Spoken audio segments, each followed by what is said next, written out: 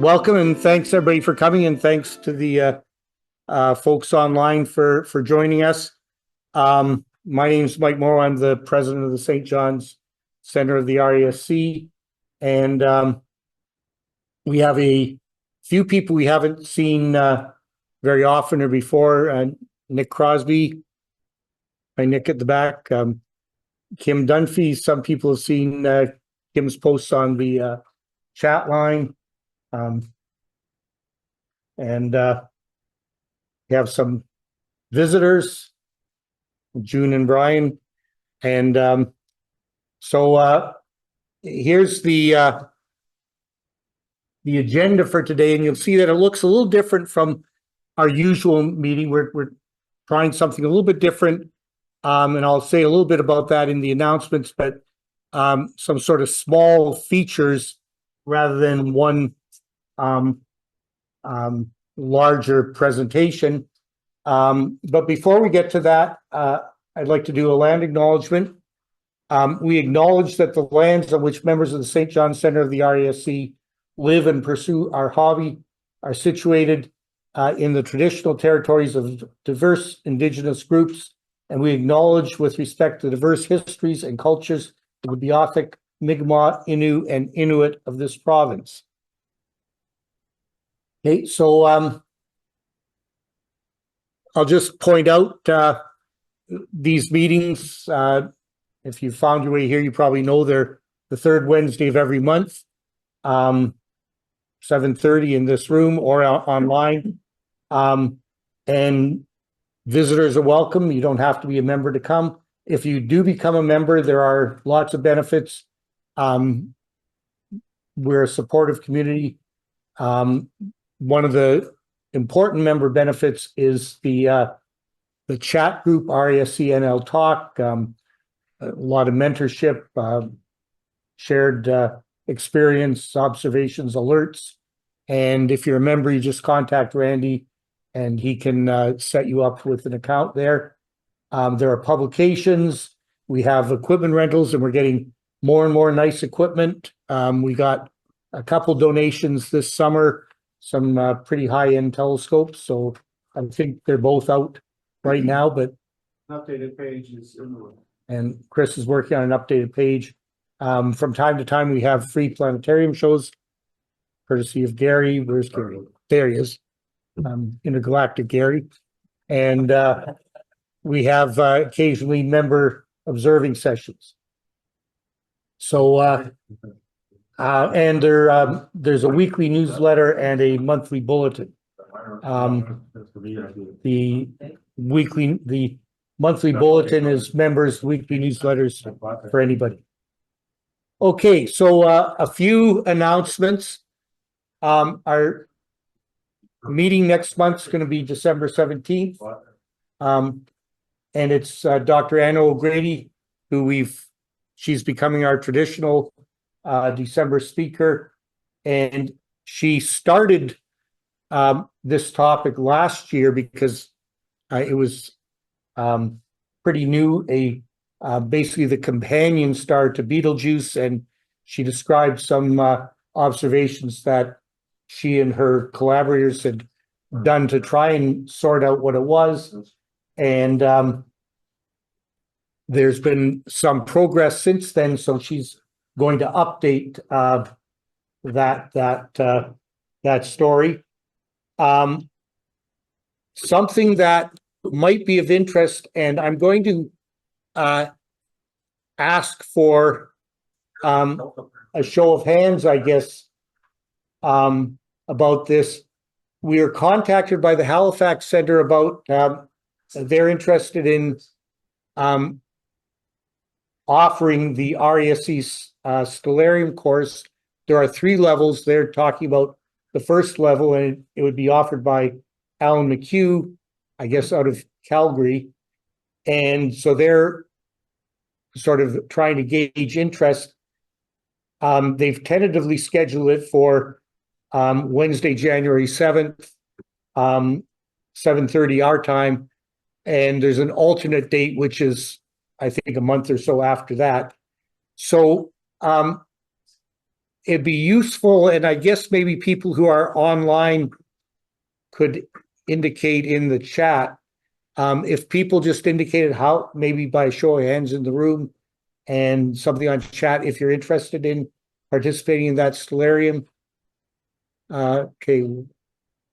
1, 2, 3, 4, 5, 6, 7, 8. So 8-ish. And I don't know. Haven't seen anything, but Randy, I guess we can tell her that about 10 people would be.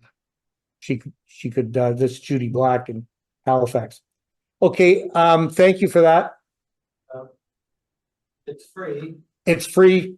and it also counts towards the badge or whatever they call it. Right. Yeah. So there's level 1, level 2, and level 3. I'm not sure how that works, but level 2 and level 3, those ones are also scheduled, but not necessarily from Halifax. Okay, thanks for that, Randy. So you notice that, or you will notice that we've got a number of little items tonight. And one of the things I'm trying to do, and I've been trying for a couple of years, and I will continue trying, is to make the meetings more interactive. So I'm trying different tricks to try and force some of you to come down here and talk, right? So you'll see it.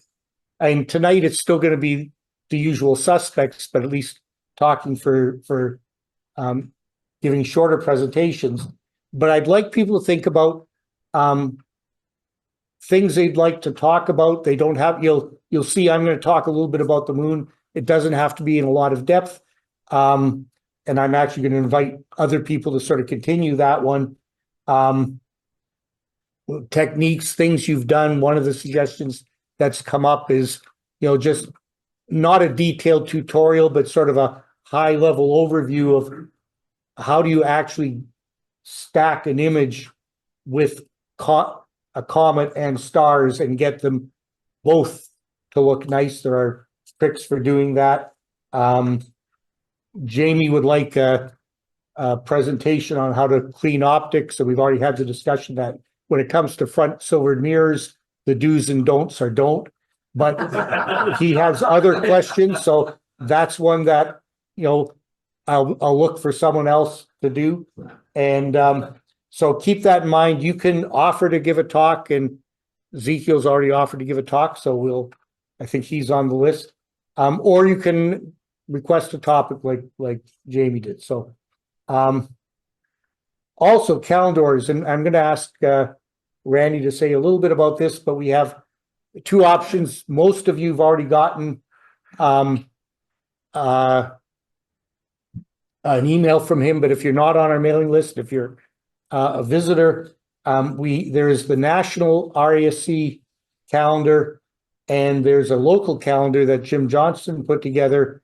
They're both $20, and you can buy them right now, I guess, for cash, or you can pay by e-transfer payments at stjohnsrasc.ca. Limit of 20 copies each. Limit of 20 copies each. So we have a lot because we have sort of a double order this year. Next year we'll probably balance it a little bit more. But I encourage you, think of somebody you want to give a calendar to. You'd like to have both of them are beautiful calendars. Randy. A lot of the images printed in the calendar come from the AstroImaging contest, which we'll be talking about a little later. So there's your opportunity to get published. Yeah. Okay, and I think that our experience is that the RASC calendar is very nice. The local calendar, I think the finish on the page is just a little bit easier to write on with a pen than the national calendar. That was one of our observations. Membership renewals, I've mentioned this a couple times. This is probably the last time I'll mention it. There's no more grace period, so you'll get a couple of warnings, and if you don't renew before the end of those warnings, then your membership expires, and It just means you have to sort of go through restarting your membership. So watch out for that. Okay, so we've already mentioned the AstroImaging contest.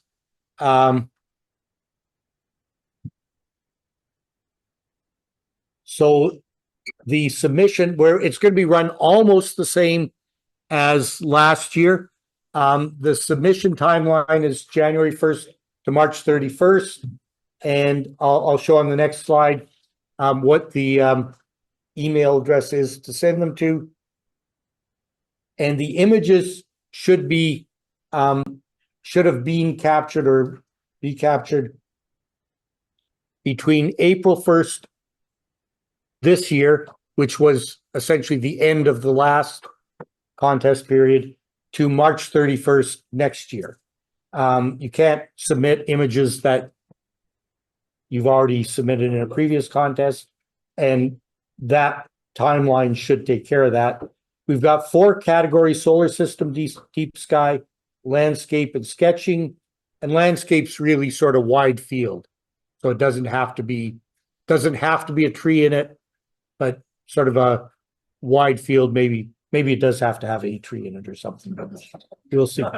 And so this is how you submit it, and put the subject line 2026 AstroImaging contest submission. This will be posted online, so don't panic. Use JPEG. You can submit 3 images per category per person, but let me caution you, because I compile the votes every year.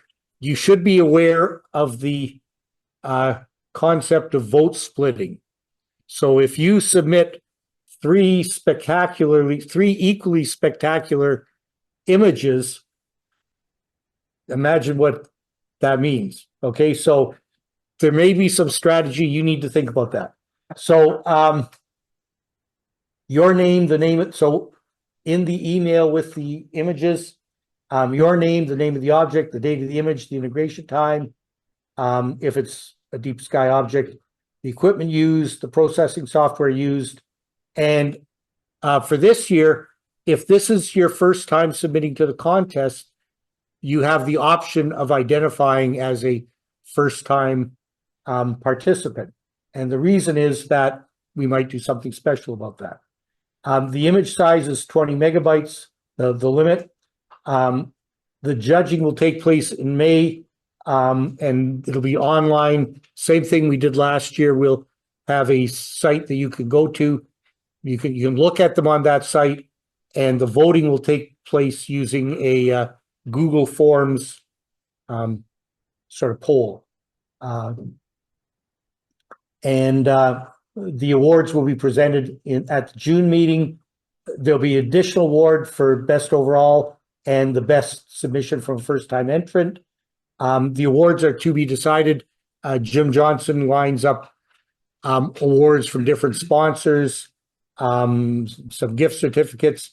There's a possibility that this year we might do some nice metal prints of the winning entries, but this is yet to be figured out. Okay, so that's it. And now I'm going to call on Randy to come down and continue his presentation of the center history. So I'm going to new mouse. Hey. Do I stand here? Yeah, that should work. Can anybody hear me? Speak loud. No. Okay, so for those of you who don't know, the center's 60th birthday is coming up in February. So maybe we'll have some cake or something at that point. What led up to that, February was when the National Council of the RASC approved our centership. Is that a word? That followed an organizing meeting in September, October, November. A constitution was written and passed by the center in November, and the center started operating as a center during that fall. We always suffered from a lack of membership. Of course, St. John's is a fairly small place, And astronomy wasn't as big a topic as it is these days. You had no internet and these sorts of things. So mouse arrows work, Mike? Yeah, you can use the mouse without it too. So I've been scarfing various things.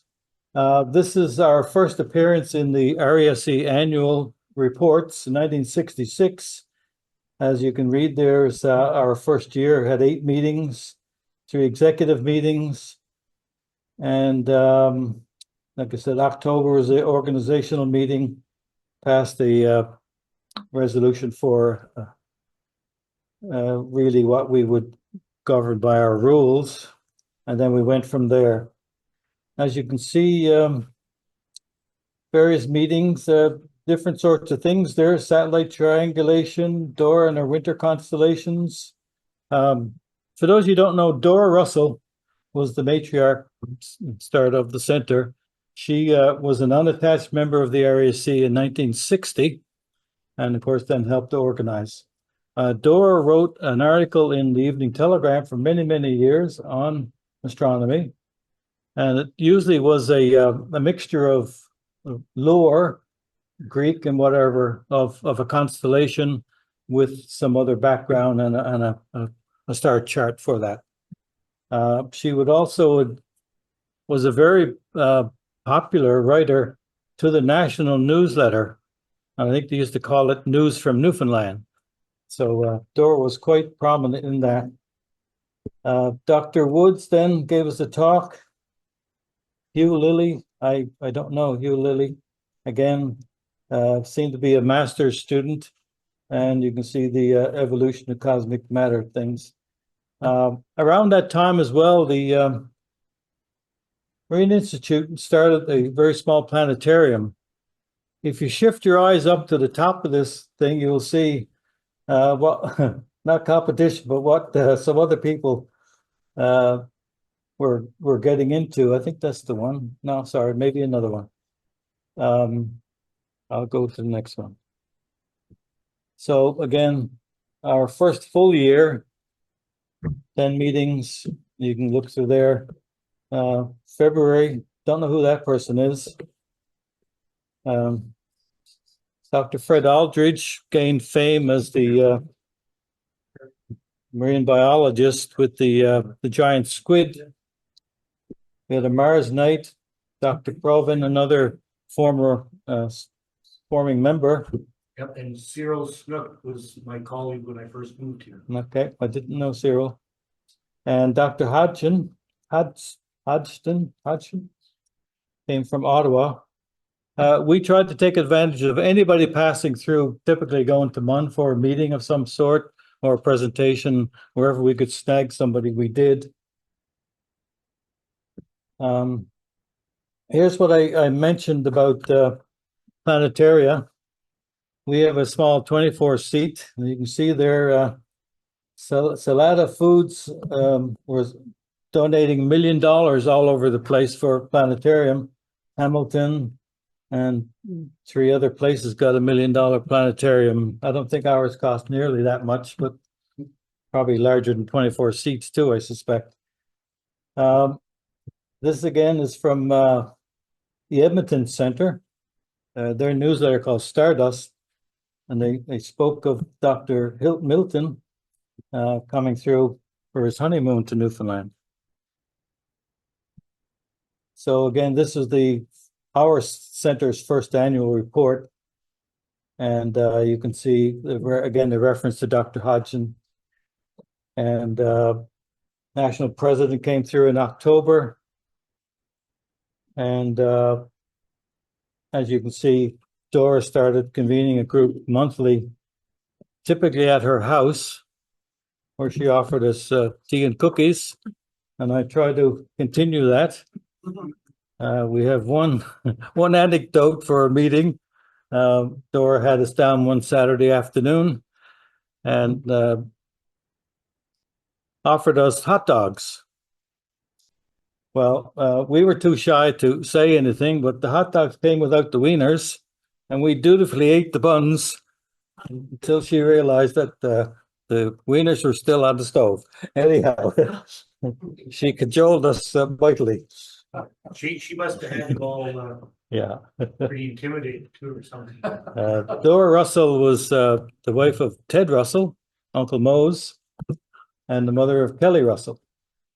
And Dr. Miller, the vampire expert from the University of Toronto.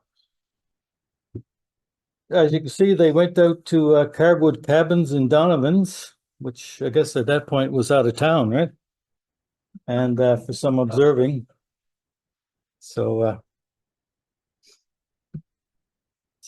I've been talking about Dora as the co-founder, National Council rep, president, etc. for many years, right? This was typically one of her 1972 notes from Newfoundland. Again, sort of she reports that a few of us young people went to Nova Scotia to see the eclipse in 72.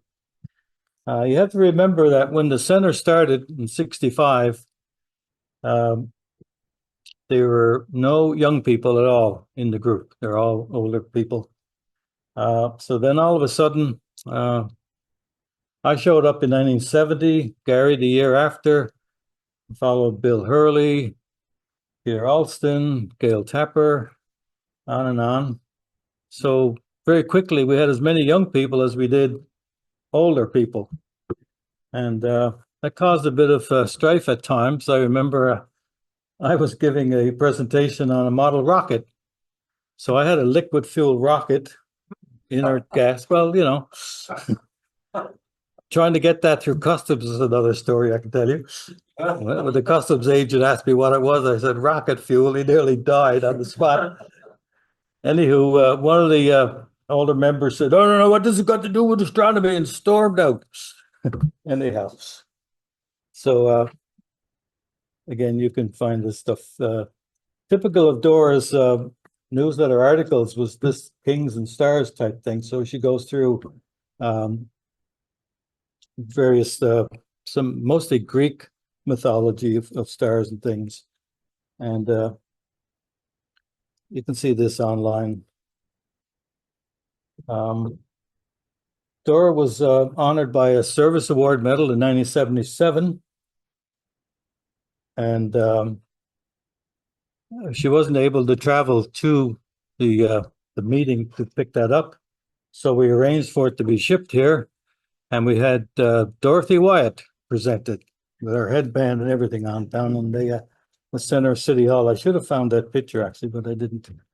Dora was also honored by an initiative started to make note of some notable members of the center. So the opportunity arose itself to start naming minor planets.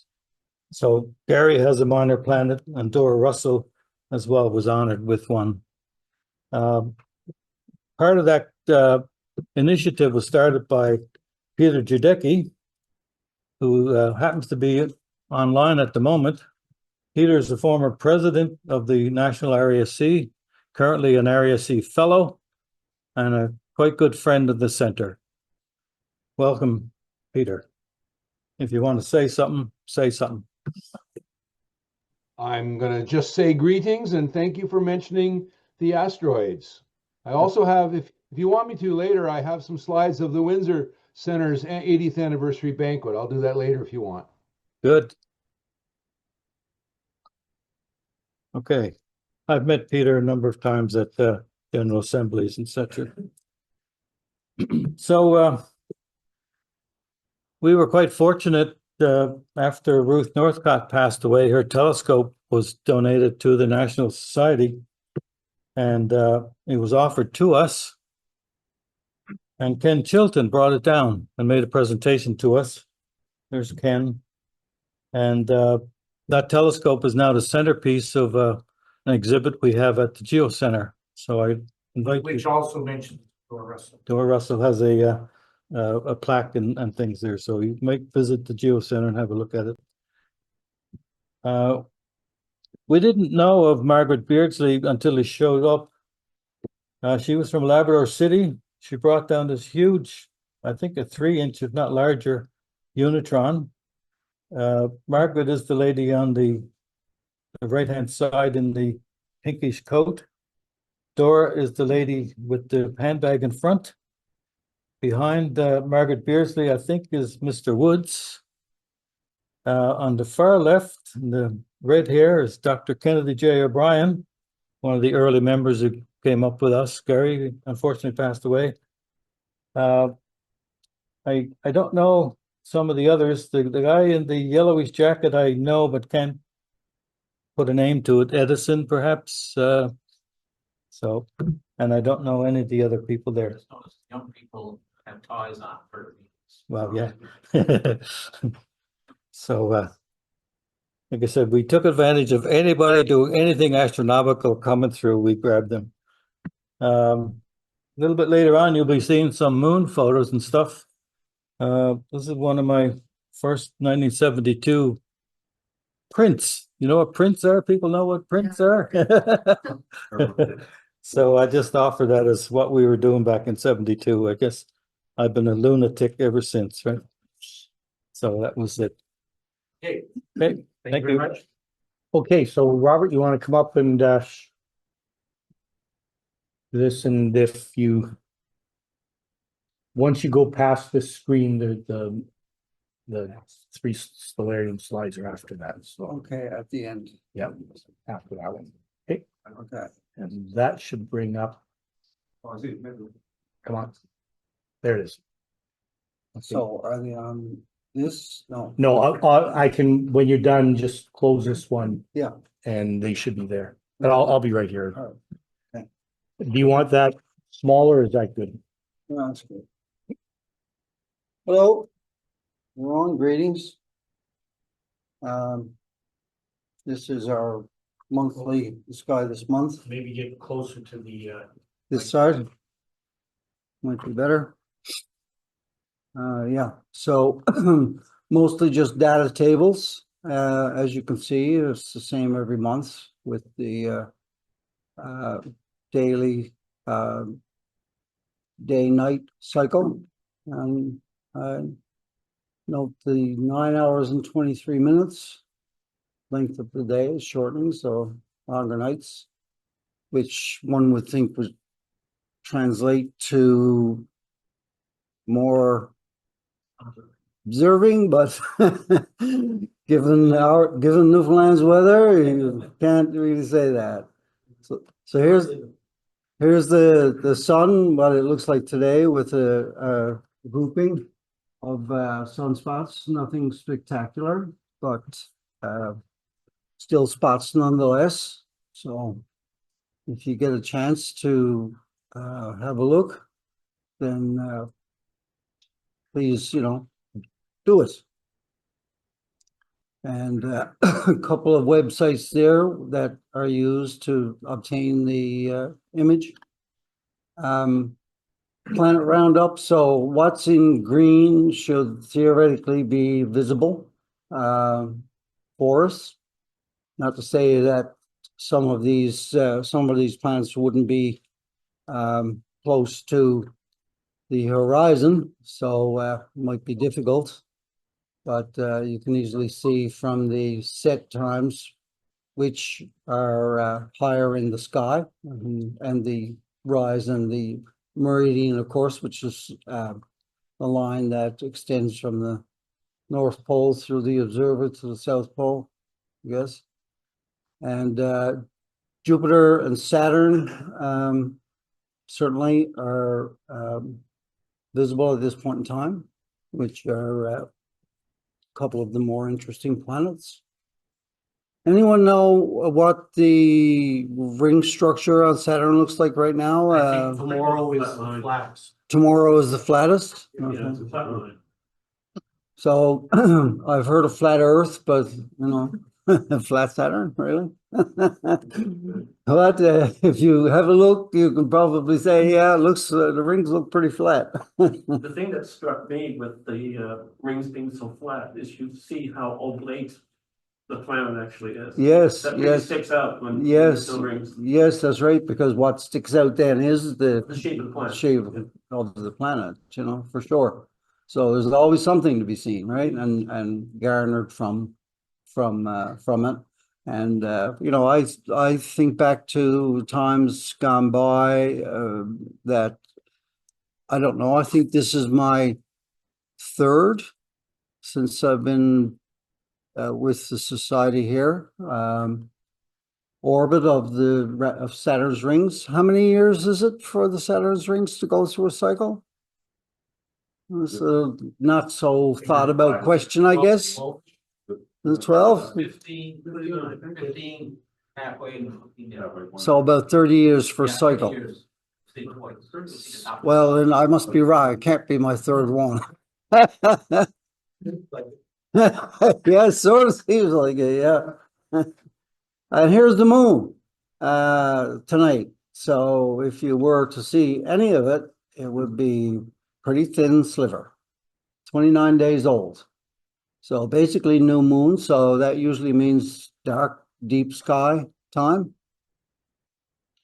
Comets, I couldn't find any of note at this point in time, and somebody correct me if I'm wrong in saying that. Go ahead. Lemon is still visible in scopes, and K1 is broken up, so you can still examine. Okay. Yeah. Yeah. Must be pretty close. See stars. Yeah. Must be pretty close to the horizon, I would think. Yeah. Yeah. Yeah. Asteroids, here's four for you with the magnitudes shown for our location, and of course the website to be able to go to. And that brings us to the observing list of objects for November, December, top 20 deep sky and top 20 binocular. And these are what are most easily seen in our sky at this particular time of the year. So from month to month, that changes obviously because of the rotation of the Earth around the sun and change in our tilt. So every month there's a different grouping, but this time I did it for 2 months, thinking that, well, our meeting usually spans right in the center of a particular month. So I just did it this way. And a couple of challenge deep sky objects. So there you go. There's a challenge that usually, I think Bernard from down on the northeast coast often captures these, or makes it certainly a good try at getting them. And I would invite anybody to try and do these objects, including the deep sky. Supernova, none really very bright at the time of writing, so I didn't really include any there, but the websites here that are shown can be used to find them and look and give you an idea of where to find it in the night sky, which deep sky, which galaxy that supernova may particularly be in. And so we've used that from time to time, especially when there's an outburst. This is just our principal meteor showers throughout the year, and as we can see, the Leonids and Geminids are upon us, November and December. And Gary, I meant to mention in the announcements, thank you to Gary for his talk on CBC yesterday.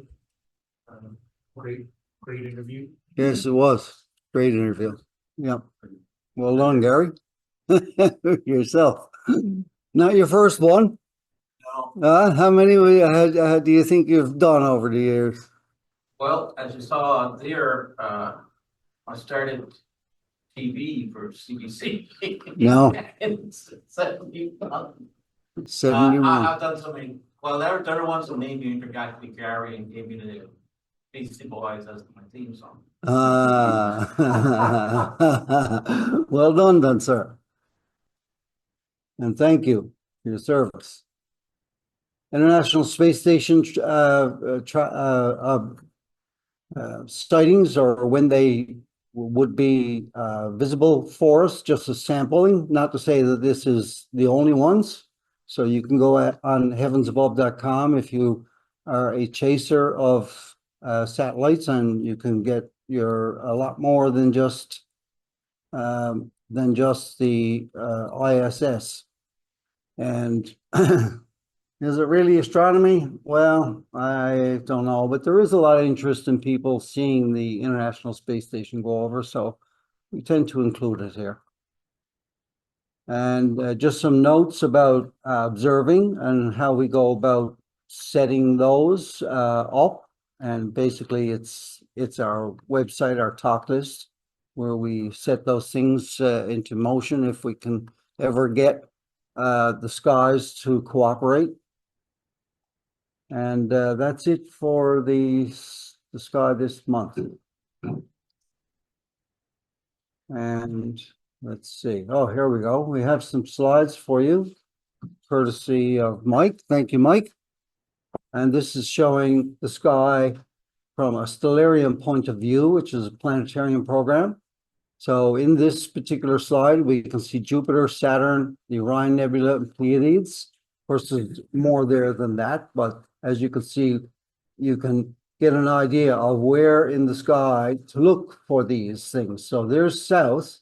So if you're looking due south, And that's December 1st. and that's December 1st at 10 o'clock, then you should be able to pick out these seven sisters pretty high in the sky there, but there is a moon close by as well, so you have to use averted vision perhaps. Saturn would be to the left, to the southwest, as can be seen here. Jupiter to the southeast, or should I say the east more closely in the sky, and all fairly high in the sky as well. And M42, which is Messier Object 42, the sword of Orion, is located right here. So if you can find the stick figure, you could get an idea where to point your telescope. And Sirius is the brightest star that we can see from our vantage point, which is a winter star, I guess you could say, and you can see that it's pretty close to the horizon here on December 1st. It does get higher in the sky as the months go by. And next slide shows us again the Andromeda, M31, the Andromeda Galaxy, almost overhead. So that would be right there. And this is looking northwest, straight up, and very high in the sky, indeed. There's Andromeda, which is like a curved, I don't know, ball of stars, I guess. And Pegasus is right, is sort of a join to it as a large, almost square. So Cassiopeia, which looks like a W in the sky. So you can look for those constellations, and you can actually, from a dark sky, you can, with averted vision, see it with no oculars whatsoever, just your eyes. What else do we have here? C14 double cluster almost overhead. So just to the right of that, and still looking in a northerly direction, you can see the double cluster, which are two open clusters of stars that happen to form from the gas and dust in our galaxy, as most would know. And you can see both in the same field of view of pair of binoculars, and beautiful little jewel boxes, one would have to say. So certainly worthwhile having a look for that. And M81 and M82 are two galaxies that are over around the Big Dipper. So if you can find the Big Dipper, and then using the two end stars, you can see it points to Polaris. Well, just a little off of that, you can find these two galaxies in about this location. And there are other things that's not listed here for highlights, like the Pegasus cluster, which is another cluster of stars, Cygnus star cloud. So that would be an interesting object, especially for binoculars. And North American Nebula shown here, and which is a gaseous area that's lit by starlight to ionize the molecules in the gas and therefore shine. But by and large, you need to have filters on your telescope to really bring them out. And not so easily seen with the naked eye as would be with imaging. And M39 is an open cluster of stars. So again, that is, that's an eyepiece object that you can see with your naked, not your naked eye, but through a telescope. And I think that's probably enough for that slide. And I think this is the last slide, I'm not sure. Yeah. New moon, November 20th. Well, we've seen that in the first quarter will be on November 28th. And the moon will be near Saturn at that point in time. So if we look at the moon here, then Saturn should be close by. And Yeah, that's actually December 4th. oh, okay. All right, yeah. Okay, so this slide doesn't match that? It's for the full moon. Okay. Yeah. Okay, yeah, I see. Okay. And last quarter, December the 11th, the moon is below Leo at that point in time. So in the future, we're hoping that we may be able to get stellarium more or less live here, so that we could actually go in and type in an object, and it would present the sky and the object that we have requested, so that instead of just a slide, it's more live, and we can go from one object to the other, and change any dates that you want, and boom, you got it right there up on the screen. So we look forward to that in the future. Comment from Nikolai. Saturn's rings will be at their most edge on November 23rd. Oh, okay. It's Tuesday next week, is it not? Okay, yeah. Okay. Thank you. Okay, just before Chris, well, you can come down, but as you're coming down, I meant to mention in the announcements that Mark Pippi is now the librarian, and he has some books, which people may remember from last year that there were some books that just got passed around. And so you want to just say what the three books are? So we have a history of the universe in 21 stars, Under Alien Skies, First Hello Plate, Our Moon by Rebecca Boyle. So if you want to borrow these, let me know. Yeah, so the idea is borrow them, then bring them back, and Mark can make another announcement and put it back in circulation. Gary. I mentioned that the next planetarium show is Thursday the 25th, December 3rd. Thursday the 25th. That's next week? Okay, everybody got that? Thursday the 25th, planetarium show at the planetarium. So next is Chris. He's going to talk, give us some background on comets, and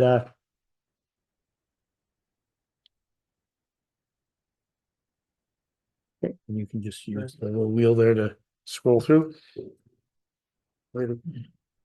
Yeah, so we thought with all the noise about comets so many comets.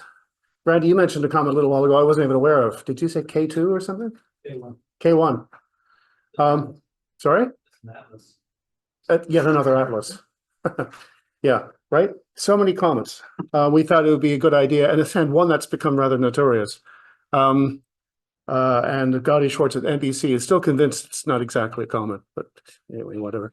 I thought I'd talk about it. I was asked to talk about it. So let's see if the space bar works. What is a comet? First of all, basic question, what is a comet? This is Senate member Jim Stacy's lovely photograph of Comet Lemon taken from Butterpot on the 30th of October. And Jim, you said that you had a half-hour clear skies and you got your Clear skies, and we're very lucky. I had to follow Jim Johnston through a dark sky in Butterfly Park. I had that shot. It's a lovely shot. That's tremendous. Well, it's obviously good enough that I put it on the front. I had hoped to get one the same night. I was out with the guys and I was just about to go to the RA and deck to then image it. And I tripped up in the cords between my computer and my telescope, and that was the end of that. Oh dear. Oh no. Yeah, Yep. the arrow keys, I guess. Okay. Yep. That'll work. Spacebar sometimes works. Again, there seem to be a lot of, I'll say, showy comets, probably more than I've got listed here, all only in the last year. It's like, okay. As you'll see in a slide coming up, some people think, ancient peoples used to think comets were harbingers of doom. Certainly somebody was elected a year ago, but anyway. So maybe that's more than a coincidence. Causality doesn't imply or coincidence doesn't imply causality or whatever have you. Okay, so we had Sachin Chan Atlas, so a human discoverer and of course a robotic survey a year ago. A bunch of us got it and took photographs of this one, so I had to put my photograph up as well just to join the party. A bunch of swans. Don't they always fly in groups? A bunch of atlases and a lemon. Which you just saw, didn't look much like a lemon to me. Lovely, lovely things. Nobody disputes that these are comets, except for one that was discovered in July, and which we have this internet thing, and we have a lot of conspiracy theorist type people, and all you have to do is say the word alien once, and then that's it. It takes off, right? So on July 1st, we had what was quickly determined to be an interstellar object. The experts quickly said this is an interstellar comet, like Comet Borisov a few years ago, which was the second. You might remember all the furor over the first one, if you can pronounce it, I can't, which everyone thought was this needle-shaped spacecraft or a rock or who knows, or a disc or a saucer. Anyway, Atlas, another Atlas discovery, but this one was barreling through the solar system, clearly too fast to be from the solar system. I'll show that shortly. Harvard's own Avi Loeb is trying to convince everybody online that maybe this is an alien spaceship. Maybe this is the time. Maybe. Firing thrusters, the jets or the tails are doing funny things, and so on and so forth. Oh my God, it just got nuts. This is a Webb telescope image. So you see the bright part of the comet is just a dot, because you'll see that the nuclei comets are really very small. The tails are really very large. But it's always false colors, right? When we have these studies, because false colors look sciencey and they look bizarre, especially when you use green. So yeah, lots of internet noise, yada, yada, yada. When I made this slide just a couple of days ago, I just took what was current. So there's Avi Loeb. Elon Musk was weighing in, yada, yada. And a lot of this, you can't see it here. A lot of people are talking about the jet pointing at the sun, blasting a jet at the sun. What's it doing? It's going to destroy the sun. We're all dead. So let's back up a bit. What's a comet? What is a comet? hairy star with a long tail. For thousands of years, humans have been documenting these things on the night sky, crossing the night sky, moving rapidly from night to night. They're only visible for a few weeks, sometimes maybe a few months for the big ones. Here's the famous Bayeux tapestry. The town of Bayeux in France actually built a museum just for this tapestry. It's a big piece of cloth. I think it's like 70 feet by 15 feet or something. And it's King Harold II pointing up at Halley's Comet. We would learn this to be Halley's Comet later on. This is in 1066 in the Battle of Hastings. Comets are omens of ill fortune. You know, comets and human war tend to occur together. That's because humans are always at war. Right? So, I mean, of course it's going to happen together. In New Mexico, you'll see pictograms. This is one I didn't know of, and I ran across this. It's a little more recent than the Comet Halley. This is not Comet Halley, the Great Comet of 1264, whatever that is. And so this is a North American indigenous peoples pictogram on rock art in Los Alamos, New Mexico. And the neat thing about this image is here's the nucleus, here are multiple tails and two more tails. Like we saw photographs where you see this blue tail and a whitish tail, right? And they're often in separate directions. I'll explain that. And then there's the crescent moon. And then here are the belt stars of Orion, boing, boing, boing. That enabled people to actually place a date on that drawing, August 17th. Right? That's very rare for rock art. So August 17th, somebody scratched this into the rocks in 1264. Or the Chinese, of course, have been drawing pictures of fuzzy, hairy stars with tails for a long, long time. We need to be careful of this one because the police may come in and tell us that we're being bad. Of course, it's a symbol that was in place long before Germany in the 1940s, was the 30s, as you say. So this is 7 comets on a tomb in Moang Dui, which doesn't sound very Chinese to me, in Shangsta, China. In Han Dynasty, so a couple of centuries BC. And there are dozens and dozens of these things. They documented Halley's Comet, et cetera, et cetera. So the Chinese astronomers were really, really good at documenting our stars. I couldn't resist this. This is our sweet cat Comet. He was named Comet before we adopted him from the SPCA. So, yeah, anyway, star of our household. This is also just a few days ago. So, what is a comet? A comet's Fred Whipple in the 1950s, 60s, coined the term dirty snowball. The nucleus is only a couple of kilometers, up to maybe a couple tens of kilometers in size. And in the outer parts of the solar system, the distant cold parts of the solar system that never see any solar heat at all, the leftovers from the formation of the solar system, these little, the leftovers would accumulate into little small nodules, but maybe billions of them. And there'd be junk out there. There'd be some organics that would, as you'll see, the very outermost parts, this is outside the sun's influence chemically, something called the heliosphere. So they might have gunk on them from outside, but near outside, not far outside. So here's Fred demonstrating with a 500-pound actual dirty snowball, how they kept it from melting on the table. It must have taken some time to get it into the classroom. Maybe it's actually like 0 degrees in the classroom, and he's just. So the city puts comets in my driveway. Yes, absolutely. Yeah, yeah, this looks a whole lot like what what I have to deal with every, Hopefully it's not too much dirt because my snowblower doesn't like it.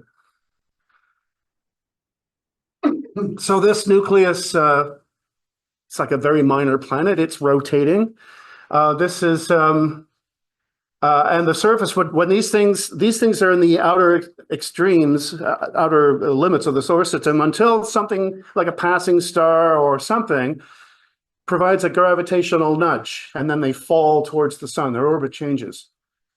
if the gravitational nudge is one that subtracts energy from, on average, they'll fall.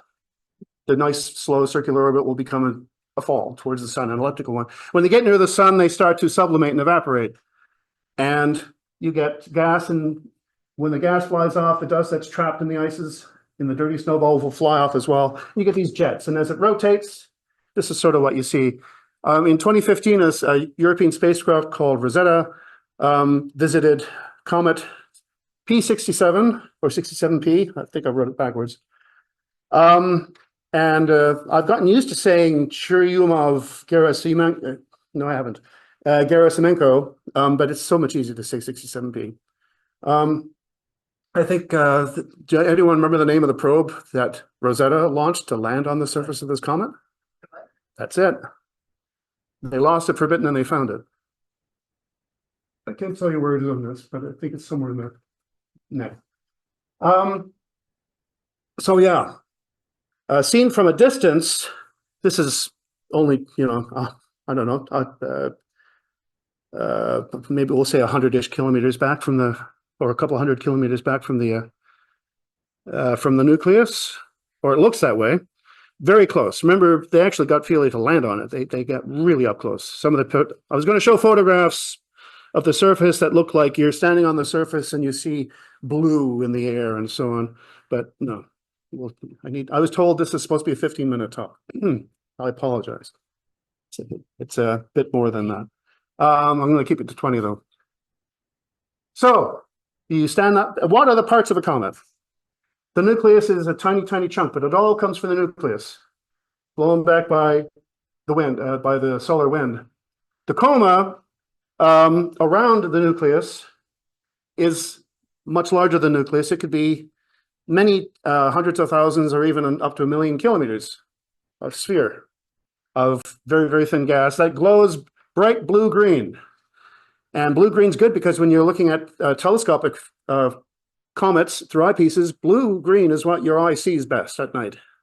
So you'll see the comet. We actually were looking at Comet Lemon through eyepieces at a school gig in October. And we could not really see any tails through an eyepiece view, but in photographs you'll see the tails easily. So there's carbon monoxide and carbon dioxide and water frozen solid in that nucleus. That melts or sublimates and gets partially dissociated by energetic photons, UV or whatever have you in the solar wind. And some of the carbon from the carbon monoxide, carbon dioxide will form diatomic carbon, and diatomic carbon emits a characteristic blue light, blue-green light, called collectively in the optical, the bands, rotational, vibrational rotational bands of carbon, dicarbon, or any other molecule. The emission always looks like this when you look at it in great detail. Lots and lots of little lines, and there's a band head usually where something interesting is going on. But this is occurring in the green. 500 nanometers looks blue-green. If you take your O3 filter for looking at planetary nebulae, 507 nanometers or 510 nanometers, that's blue-green. There's the Wikipedia's page on the swan bands. This is just a spectrum of, I have propane, it's actually butane, same thing. It's a blue flame. When you turn on your gas stove, you see a blue flame. When you're going to repair a leaking joint in your copper plumbing, which means you have an old house, which still has copper pipe, it's blue-green flame. Swan bands. Lots of swans involved in comets. Different swan. The robotics survey swan is all capital letters, and I forget what it means. I think SW is the name of the institution. Yeah. Here's a European Space Agency graphic of the same thing. Recap. Ion tail, sorry. Not a recap. Let's continue describing. The ion tail, there's the coma. The ion tail is the light ions. Ions are just single atoms with electrons, a few electrons taken off, and then they're easily propelled backwards by solar wind. And they interact with the magnetic fields. So sometimes you'll see kinks flowing back in an ion tail over time. The dust, it's always bluish as well. The dust tail is often brighter. Dust is like dust, very, very finely divided rock. and it reflects sunlight. All you're seeing here is reflected sunlight. You're not seeing emission like you would from a neon glow tube or something. This is just reflected sunlight, but there's a fair bit of dust. Famous examples, Zhang, 2007. Hale-Bopp, of course, 1997. A bunch of us remember that out in Butterpot. Neowise, lots of dust. This was in the southern hemisphere, but boy, I wish I'd seen this. Comet McNaught in January, discovered in 2006, January 2007. Look at the dust. So you can see if your nucleus is rotating and you have jets, you have a couple of particularly stronger jets on only one side, you get whoosh, whoosh, whoosh, whoosh, whoosh as the nucleus is rotating and the comet is moving. It paints this amazing picture on the sky. So there's more than two tails. Sometimes there's a third tail, and you could see it in a couple of the images at the beginning of the talk, very faintly. The tail that's blasting towards the sun is going to kill us all, right? The heaviest particles released by the jets when the nucleus is sublimating are going to be pebbles and stones and things that aren't affected by light pressure or the solar wind at all, really. So they're just sort of dropped along behind the the cometary nucleus, and they just draw out the orbit of the comet. And you can, I like to think of Hansel and Gretel dropping their breadcrumbs so they can find their way back. Of course, the wicked witch eats them, I think. And sometimes the sun eats comets. It's a wonderful example of what's called an antitail. This dribble of particles along the orbit, when the comet is in the inner solar system, so it's at its brightest, this is when everyone's looking at it anyway, and it passes perihelion, which is the closest point it gets to the sun. For this comet that happened in January of 2023, this is comet E3 ZTF. It's a photograph by somebody named Brandon Ganny. It's on Flickr, but whatever. So you can see the blue-green coma, dust, not much dust in this one, a gas, an ion tail, and then another tail going this way, opposite them. This is like looking down the orbit. Your view is looking almost like end on. It's like you put your head into the end of the orbit and you're looking at all the pebbles lined up along your line of sight, so you can finally see them. It's nothing unusual. It's not as common as the other tails, but it's nothing scary. Our own Bernard Day took a photograph of Tushanchan last year, and you can see the antitail there pretty clearly. So it's a visual thing. It's always there, but you can only really see it when the alignments are proper. So this is the only math in the entire slide, and it's a simple equation, and everyone should know it. Everyone in the room, anyway. Kepler's third law. If you know roughly the average distance of something from the sun, you should be able to immediately work out how long it takes to go around the sun, and vice versa. It's very easy. P squared is A cubed. P is period years. A is so what's called the semi-major axis, the average distance, if you will, in astronomical units, which is just Earth-Sun distances. 1 AU is 1 Earth-Sun distance. Our orbit's round, so an AU is well defined. And as an example, I've got Comet Halley. So Comet Halley describes, it was once minding its own business out here in what's probably the Kuiper Belt. It's probably where it starts from. And something nudged it in such a way that it lost some energy, so it fell towards the sun, and now its orbit is this ellipse. And it's as slow as 5 kilometers a second out here, but it speeds up, and when it's rounding the sun, it's as fast as 38 kilometers a second. So the period is 76 years, rather famously, and you can plug 76 years into this. P to the 2/3 gives you 18 astronomical units. That's half the length semi-major axis. 18 astronomical, that's actually 17 point something. So it's about 35 astronomical units out from the sun at its furthest point, Kuiper Belt. So we know where it came from. So that's useful. It's kind of cool. It's a very simple formula. A graphic by another graphic by the ESA.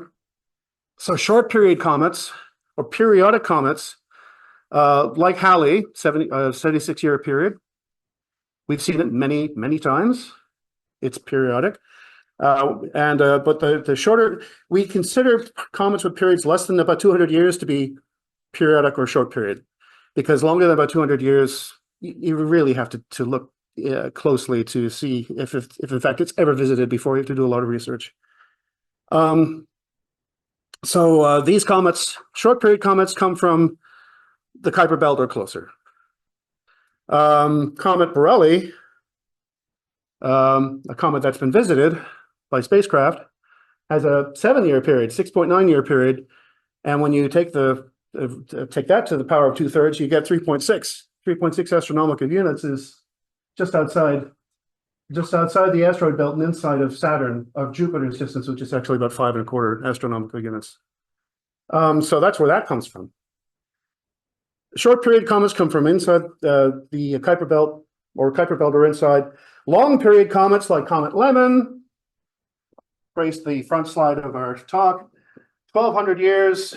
They come from outside of all of this. They come from something called the Oort cloud. Actually, the Kuiper Belt, it's a familiar term now. Who here has never heard of the Kuiper Belt? There you go. Okay. The Kuiper Belt is kind of like the asteroid belt, but thicker, maybe.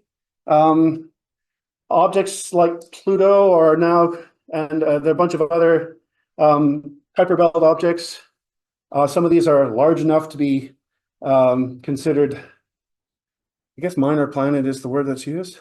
Dwarf planet is the word that's used. There's a bunch of these. Some of them are larger than the largest moons around, say, Titan, around Saturn, etc., or Triton around Neptune.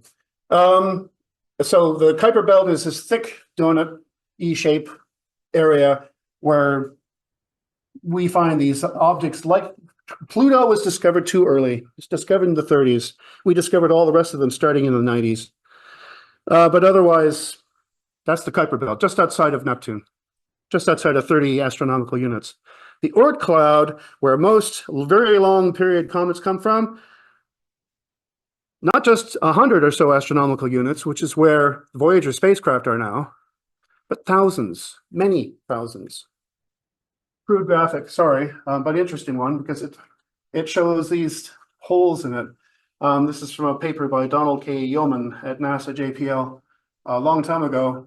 Theoretical, we haven't observed this, but the Oort cloud is 2,000 astronomical units, 200,000 astronomical units on the outside. Huge, absolutely huge. And it has structure. There's a thicky disky part called the Hills disk.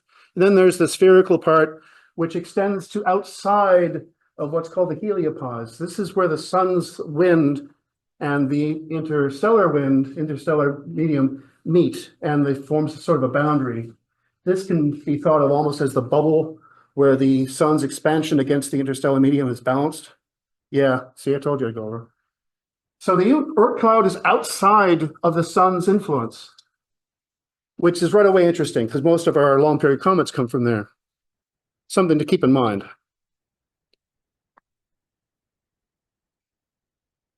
Very quickly, how to name comets.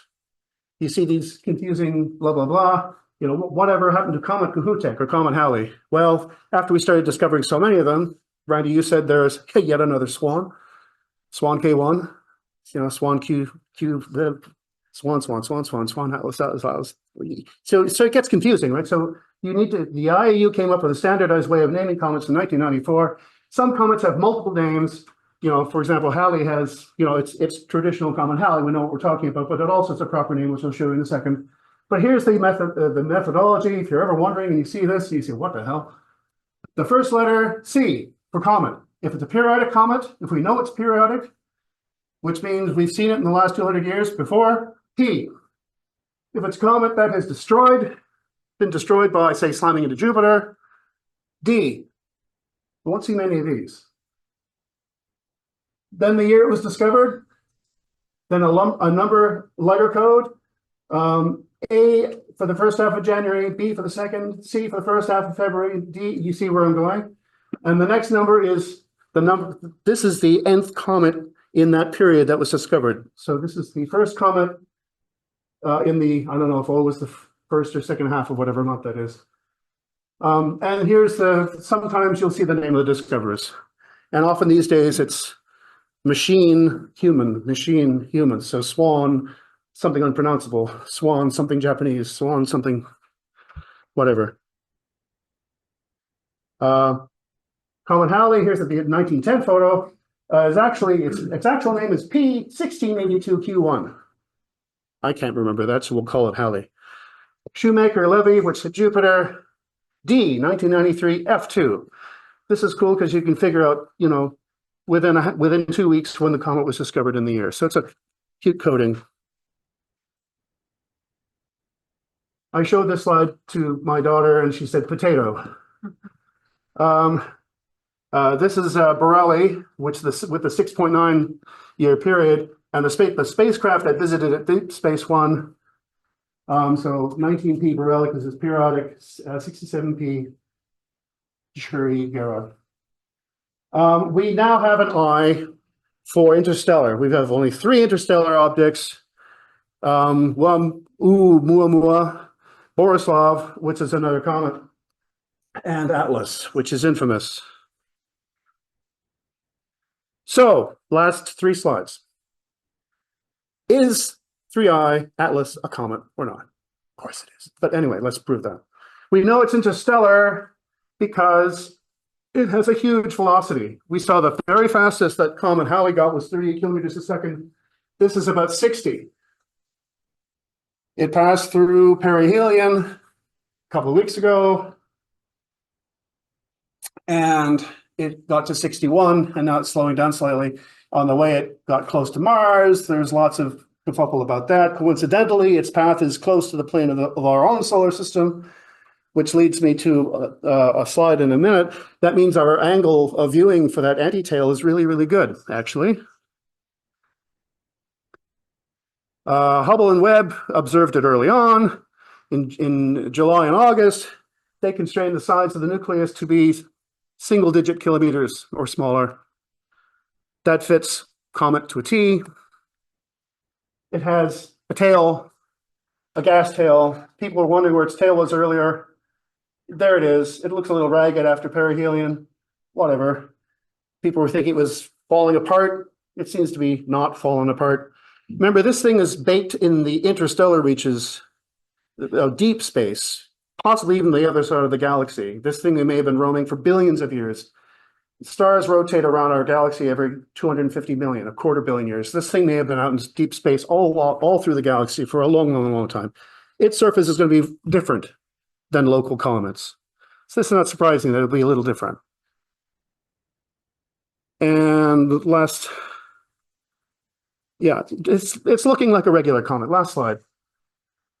And you can't see it quite as well on the screen as you can here, but there's a very pronounced antitail. This photograph is actually on NBC News last night. I said, oh, cool. So Turtle's photo, because Gadi Schwartz on NBC likes to talk about it, because he's a friend of Avi Loeb, and they really, really want this to be an alien spaceship. It's not. It's a comet. This actually looks a whole lot like ZTF E3. So, and he did this photograph with an 8-inch telescope. From New Mexico, mind you, but an 8-inch telescope. So you can too. Thanks. I've gone over. Thanks.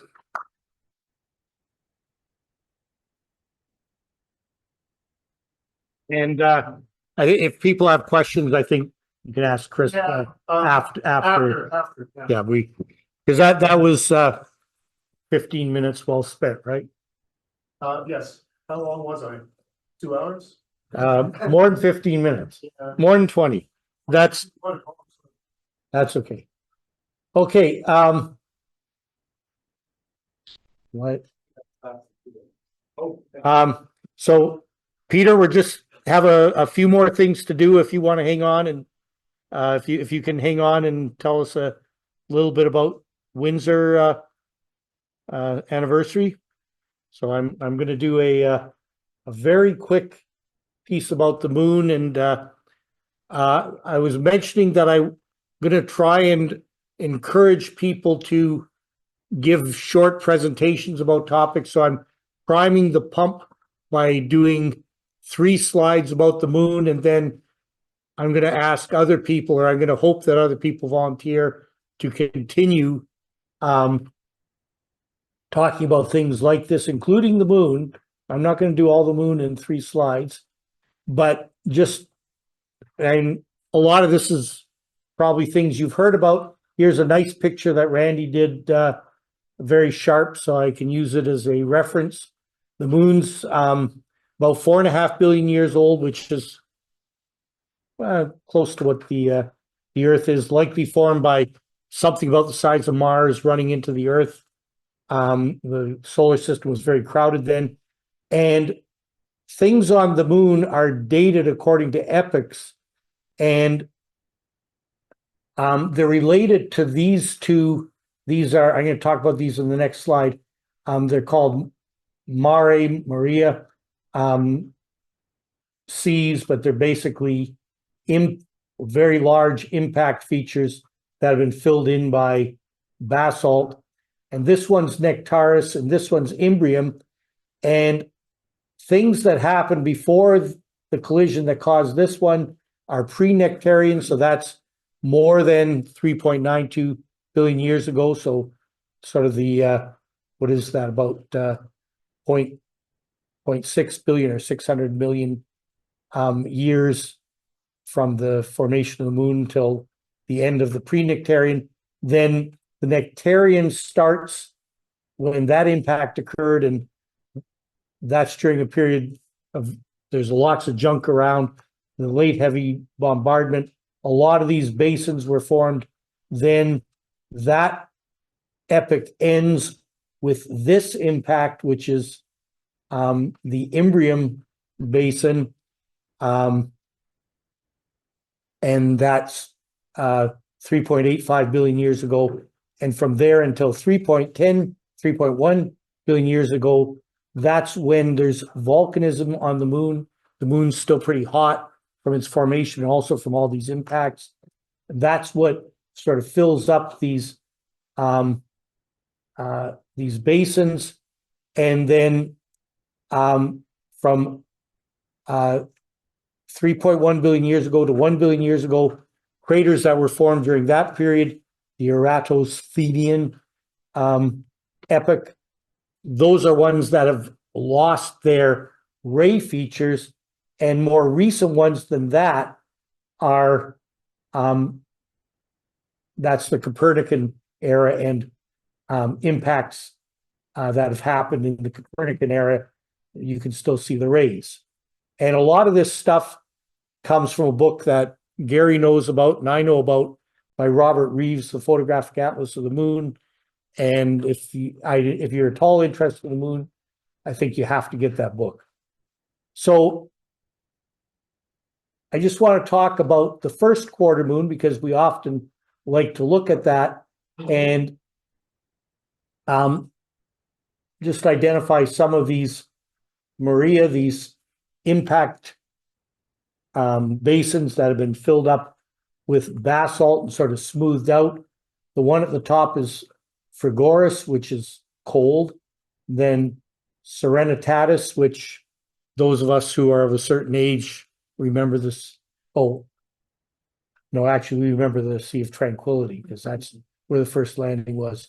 But this is Serenity, and then Chrysium, Tranquillatus, Fecunditatis, Fertility, and Nectaris, Nectar, and Frigoris, Tranquillitatis, and Fecunditatis. Those are pre-Nectarian, and then the others in this first quarter view are Nectarian. And then, so that's my sort of introduction to the moon. There are other Maria on the other side that somebody else can talk about. And then what I wanted to initiate today is craters of the month. And so what I picked out was this first quarter view, and when I'm looking at the first quarter, so this is often the view we're looking at when we do and observe the moon night. And one set of features that always stands out to me is these three craters, this nice chain of craters, two of which have sort of a central peak still visible. And these are Ptolemaeus, Alphonsus, and Arzakel. So this one, they're all named by Giovanni Riccioli in 1651, who wrote Almagestum Novum, which means the new Almagest, because the original Almagest was written by Ptolemy, which was all about astronomy. So he got to name, this guy got to name just about everything on the moon. So this one is pre-Nectarian. Alphonsus is pre-Nectarian, but Arzakel is Imbrian. So they aren't all the same age. And they're named after different people, obviously Ptolemy, and then a king and some Arabian astronomers. This one isn't really part of that chain of three, Obataneus, but it's sort of right in there, so I included that. So that's a very quick little talk about the moon, and that's the kind of talk that any of you could do. Maybe not next month, but maybe in January. So I'll be looking for volunteers to carry on craters of the moon and or other things like that. Okay, so that's so now a quick run through member observations. This has been a festival of comets, but we have a few things before that. I did one image of the sun. Chris Stevenson got when the whole world was getting pictures of aurora. Chris managed to get one from here, but we didn't get many others. Well, we drove out to Middle Cove and raining when we drove back. Right. And so good for that. So here are some of the comets. So we had lots of observations of Lemon. So John Peddle with the Sea Star. So these are in chronological order. Randy with the Sea Star, October 21st. David Coffey, October 21st. Randy, October 29th.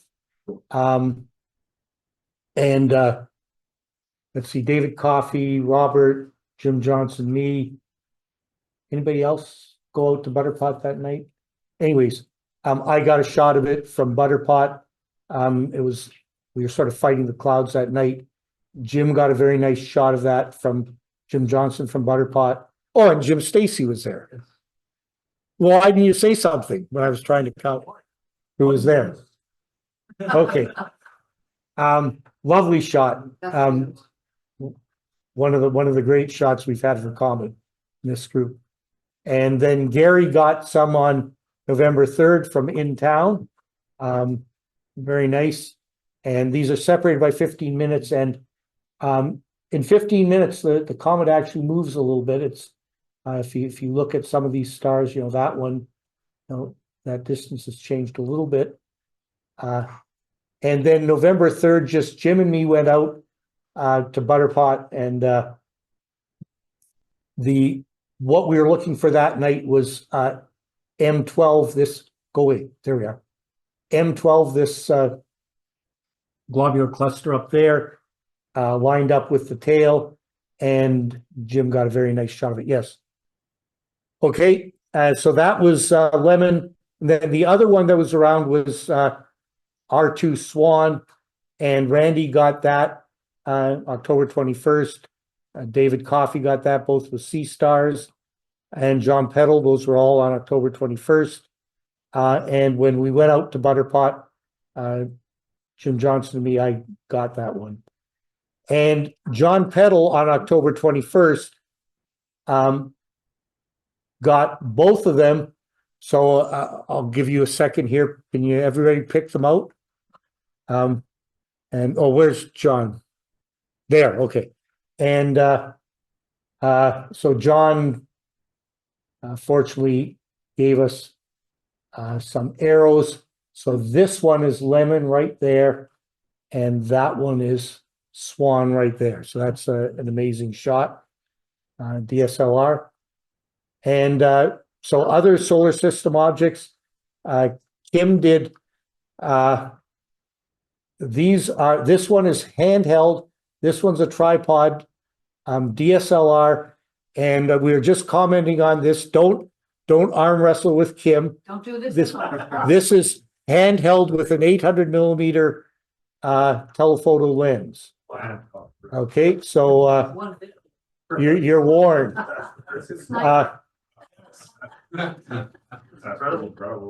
This is my shot of the moon from Butterpot when the group went out, and this is Kim's shot of the moon about a week ago, a little more than a week ago.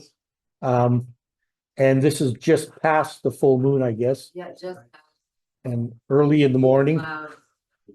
Very nice. And Gary sent in some meteors. I guess this has been a meteor month too. Lots of shots of rainbows. So one from Sue, one from Petals. Yes. People know about the reversal of the. Yeah. So for the inner one, the sort of one you normally see, red, orange, yellow, green, blue, indigo, violet in this direction. And when you get out here, the red is on the inside and the bluish ones are on the outside.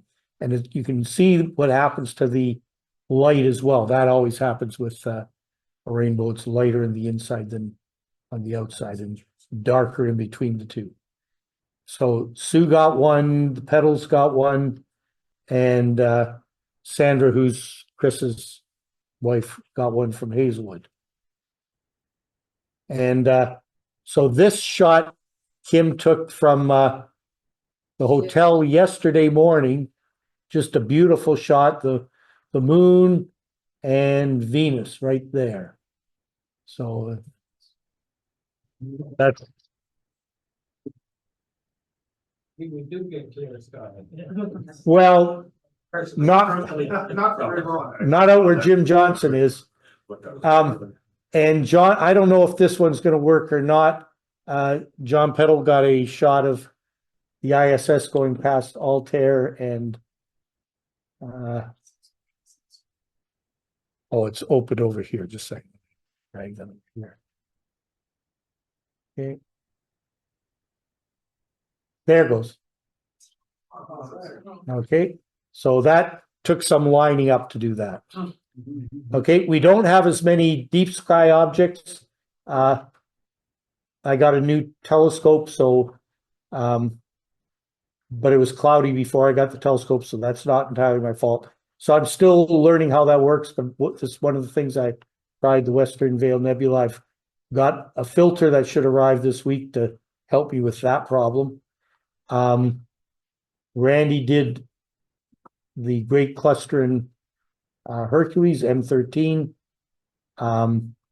We had two Pleiades, so Kim Dunphy did the Pleiades. I guess that was probably handheld too, and this one is from Chris Stevenson from his cottage out in Lady Lake. Also on a DSLR. And Jim Stacy did a lot of pictures of the Heart Nebula and beat them all together into this. So three different filters and another image for the stars, and then the colors adjusted to be the Hubble palette, so it's a sort of a false color image, but it sort of illustrates where the sulfur, oxygen, and hydrogen are, and stars. So that's there's a little bit of time went into that one. So 60, these are all 5-minute images, 60, 63, 56, and then 60 30-second images for the stars. You know, that in 1 minute. Probably not. Okay, David Coffey did the Silver Sliver Galaxy a couple nights ago, and we discussed this one last year because this galaxy has all sorts of popular culture connections too, which I won't go through again, but that was sort of interesting. And then John Peddle did the Sculptor Galaxy. So, and Chris also sent from Lady Lake the Andromeda Galaxy. So that's our observation. So, Peter, would you like to? I can stop sharing and you can start sharing if you want to. You were saying that was it Windsor's anniversary? Yeah. So Windsor Center had its 80th anniversary. I know you guys are about to celebrate a special anniversary for you in the Oh, spring. hang on. I need What? to. I need to move you onto the other screen here. Sure. Let's. Okay, and I'm gonna. Are you seeing my slide? We are now, yeah. And is it the whole slide or is it just the PowerPoint page? Oh, it's just the PowerPoint page. How's that? There you are. That's it. Okay, good. They fixed that. Anyway, so they had their 80th anniversary banquet on Saturday evening. This is what the banquet room looked like. It was very well decorated. They did a lot of work on it. It almost looked like it was a wedding or something. There was a big, beautiful buffet, and they had something like 80 persons were in attendance there. It was quite nice. They had a merch table, of course. You guys, maybe if you're looking for ideas, you want to have hats and crests, calendars, of course. You guys have calendars and t-shirts. So lots of cool stuff there. And a memorabilia display. The blue t-shirt that you see in the middle, maybe some of you were at the 1995 General Assembly, which they hosted at their 30th anniversary. Sorry, their, what was that, 50th then. And the telescope on the left has been in their center a very, very long time and went through a period of abuse. So it's been refurbished, which is lovely. Okay, so let me continue here. There was cake. I can never go skip over the cake part. She reached for the knife before I got there with the camera. As you can see, she started cutting it. And their guest of honor was none other than our Canadian comet discoverer, David Levy. His talk was titled, "All He Cares About Are His Damn Stars," which is a line that his dad used on him when he was a teenager. And I think that's all. Now, I'm going to stop sharing right away. But if you want to look at me on my camera there, this is another cool thing they did. They made these little wooden coasters that had the Windsor Center crest, and then it says 80 years on it. Another idea for you guys to celebrate if you want. In fact, I can hook you up with the guy that did that in Windsor. Anyway, thank you very much, everybody. Enjoy. It's a pleasure to be here with you. Well, thank you very much, Peter. And thank you for joining us. I'm going to slide this back, and all that remains is to remind you of some of the things. Our meeting coming up in December is going to be Dr. Anna O'Grady talking about the Betelgeuse companion. We'll pass along the information about interest in the Stellarium course, and when we find out for sure, that will be circulated. And Randy told you about the calendar orders, and I noticed some transactions occurring at the back of the room while we were going on, so I guess that is underway. And with that, thank you everybody for coming. And for the people in the room, there are refreshments at the front. For people online, thank you very much for joining us. And I'll be shutting it down in a few minutes. And we'll see you in a month. And think about if you want to do the next Craters of the Month. Okay? Thanks, Mike. Bye. Thanks.